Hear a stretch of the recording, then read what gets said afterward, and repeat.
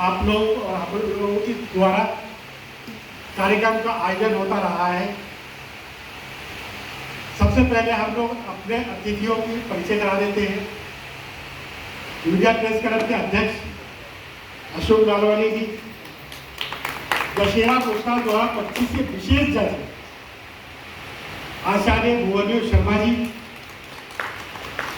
सिंधु समाज दिल्ली के अध्यक्ष जगदीश नागरानी जी,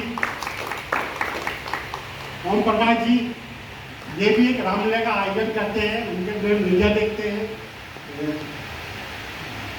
ओम प्रकाश जी हमारे सिंधु समाज के खाद्य मंत्री,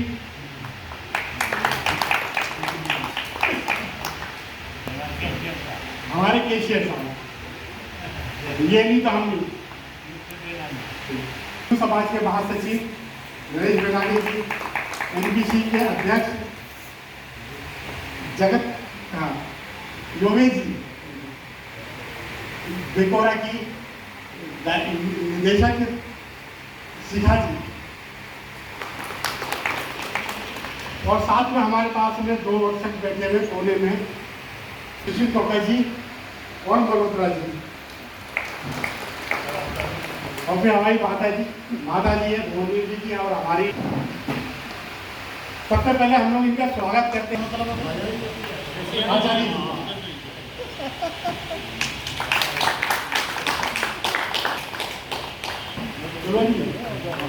आ जाओ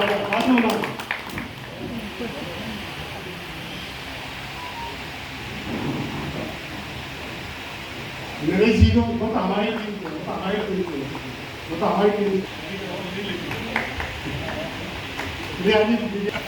तो हम लोग आपसे कर लेंगे ओम प्रकाश जी का। और खड़े कर दो बहुत लोग।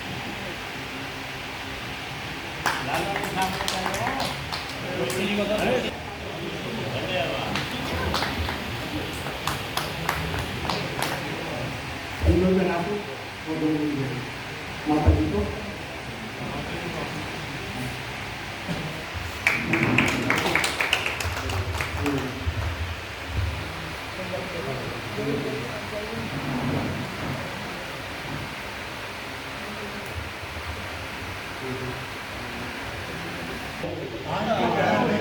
नहीं बिल्कुल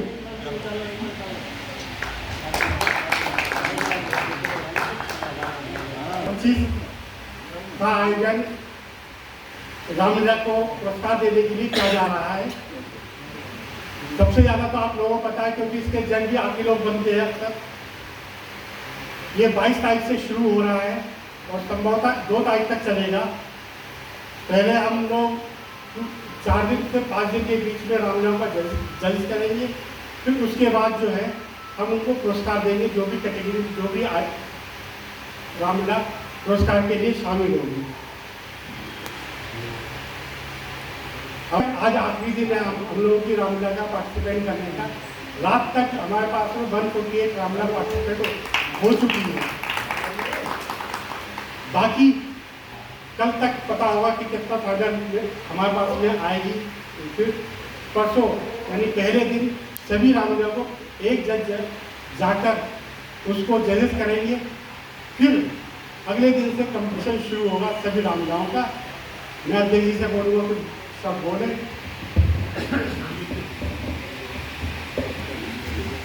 जय श्री राम। मैं सभी आए हुए बंधुओं का, पत्रकारों का, मेरे दोस्तों का, मेरे साथियों का साधुवाद करूंगा, नमन करूंगा। आज जो है विषय बहुत शुभ है। हम जो है चर्चा करने वाले हैं रामलीला की। ये राम की लीला सारे जानते होंगे। मैं बचपन में जाता था रामलीला देखने, तो गली मोहल्लों में छोटी छोटी टेंट लगा के खुले में आसमान के नीचे रामलीलाएं होती थी। जो भी कलाकार होता था उसके पर्दे के पीछे उसका डायलॉग दोहराया जाता था ताकि वो भूल न जाए, तो उसका भी आनंद कुछ और था। आज का जो रामलीला का कार्यक्रम हो रहा है, बड़ा स्तर बढ़ गया है, बढ़ चढ़ के हो रही है, और आदमी चकित हो जाता है कि आप जो फिल्में देखते हो उससे किसी भी प्रकार से कम नहीं है, आदमी को बांध के रखती हैं। और बजट इतना बढ़ गया है कि बहुत खूबसूरती से सारे प्रोग्राम होते हैं और उनके कलाकार देखने योग्य हैं और उनके डायलॉग डिलीवरी, उनका प्रदर्शन जो भी है बहुत ही अच्छे स्तर पे होता है। मैं चकित हो गया, पिछले 3 साल से मैं इसको देख रहा हूँ। बाकी हमारे जोशी जी तो कई सालों से इस कार्यक्रम को करवा रहे हैं, लेकिन हर बार मुझे जो है ना उसमें कुछ नयापन और कुछ अच्छी चीजें दिखाई देती हैं। और रामलीला का विषय जो है केवल एक प्रदर्शन नहीं है, केवल एक हमारे कलाकारों की कोई एक्टिंग नहीं है, ये कई शिक्षाएं दे के जाता है, कई बातें हमें इससे सीखने को मिलती हैं। सबसे पहले बुराई पे अच्छाई की विजय और अधर्म पे धर्म की विजय, ये सारी रामलीला में चर्चित होती हैं। और हर साल आने वाले कई वर्षों तक ये रामलीला चलती रहेगी, कई क्या हमेशा चलती रहेगी। और कई 1600 सदी से ये चलती आ रही।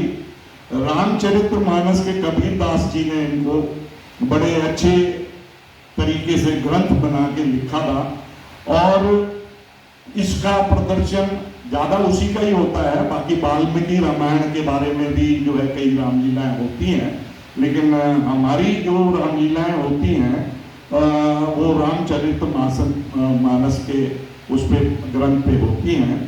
और ये रामलीला में भाई से भाई का प्यार भी दिखता है और एक राजा का अपने पेरेंट्स के पिता के आदेश का पालन, कितनी भी मुसीबतों में जरा भी उठ नहीं, 14 साल का वनवास, और उस वनवास को उनकी पत्नी ने साथ दिया। वो धन्य है वो पत्नी, धन्य है वो सीता माता जो राम के साथ उस वनवास पे निकल पड़ी। और जंगलों में जहाँ पे न खाने की न पीने की, न खाने की और ना कोई और व्यवस्था, न पानी की व्यवस्था, ऐसी जगह पे प्रभु राम के साथ खैर जो है वो चल पड़ी कदम से कदम मिला के।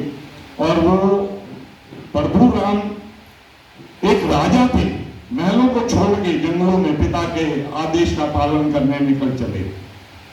और उनके साथ भाई ने भी साथ दिया, भाई लक्ष्मण ने भी साथ दिया।